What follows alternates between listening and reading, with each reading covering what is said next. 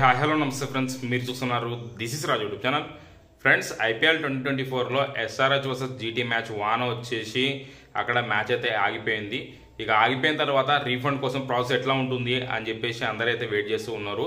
ఇప్పుడు ఫైనల్గా Paytm insider వాళ్ళ దగ్గర నుంచి ఒక అప్డేట్ అయితే వచ్చింది. ఆ అప్డేట్లో వాళ్ళు ఏం చెప్తున్నారంటే టికెట్ ఫేస్ వాల్యూ ఏదైతే ఉంటుందో అది మేము రీఫండ్ ఇస్తాము అని చెప్పేసి చెప్తున్నారు. పేటిఎంలో అండ్ పేటిఎం ఇన్సైడర్లో ఎవరైతే టికెట్ బుక్ చేసుకుంటారో వాళ్ళకి టికెట్ ఫేస్ వాల్యూని మేము రీఫండ్ అయితే ఇస్తాము అని చెప్పేసి అయితే వాళ్ళైతే చెప్తున్నారు. టికెట్ ఫేస్ వాల్యూ అంటే మీ టికెట్ వాల్యూ ఏదైతే ఉంటుందో, అంటే టికెట్ ప్రైస్ ఫర్ ఎగ్జాంపుల్కి 2000 ఉందనుకోండి, మీకు ఎక్స్ట్రాగా మీకు ఛార్జెస్ పడతాయి కదా, ఆ ట్యాక్సులు కానీ జిఎస్టీ కానీ, ఆ ట్యాక్సులు జిఎస్టీ కాకుండా ఈ 2000 రూపీస్ని వాళ్ళు మీకు రీఫండ్ అయితే ఇస్తారనమాట. ఇప్పుడు వాళ్ళైతే అప్డేట్ అయితే ప్రొవైడ్ చేశారు.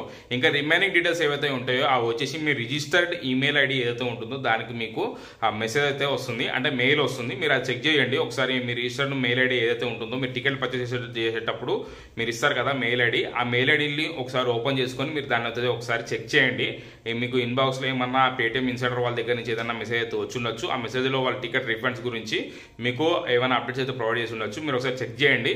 ప్రజెంట్ అయితే వాళ్ళు టికెట్ ఫేస్ వాల్యూని ఇస్తామని చెప్పేసి అయితే వాళ్ళు అప్డేట్ అయితే ప్రొవైడ్ చేశారు. ఇంకా రిమైనింగ్ ఏమైనా అప్డేట్స్ వస్తే నేను మీకు ప్రొవైడ్ అయితే చేస్తాను.